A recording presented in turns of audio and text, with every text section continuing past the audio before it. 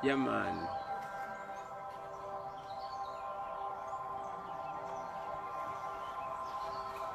Okay, kambabuuzeeko neera mbalamusiza abannange abali mu kulonda. Ndi wano nange nasazeewo butagenda butafuluma mbeere nnindire wano paka kulonda okunaggwa. So ndi wano mpoyeemu waka n'emikwano gyange abamu abankyaliddeko soko balageko nabo.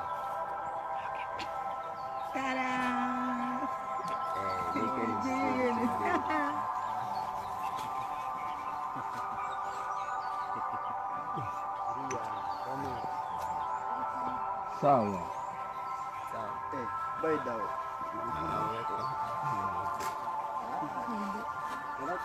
Yes, era mbatumiddeko mwenna.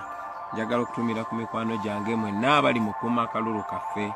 Manyi nti temuli ku Facebook naye bajja balaga obubaka buno. Njagala mmanyi nti nabadde mbalowooza. Nga ndi eno nga mbu baki ekitambula mu maaso baki ekigenda mu maaso eyo. Neera nteekako TV n'endaba ebigenda mu maaso. Mbeebaza abawagizi baffe mukuumye empisa mukuumye obutebenkevu ate mubadde bakambwe nnyo eri omuntu yenna ayagala okukyankalanya.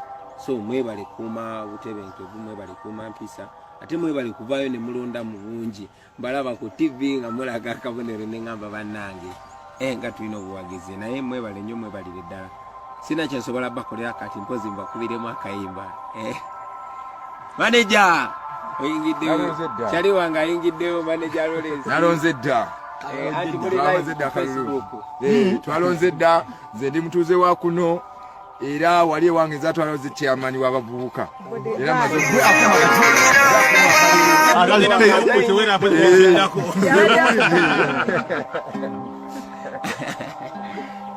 amakube mukana akayimba olira Moses Kale olira banange nebase nendota ekiroto kimutasobola kukkiriza naye buli kimu ekyabadde ebintu by'ebiroto bwe bityo nebase nendota nga walaito wangudde akalulu nga bwe tuvimba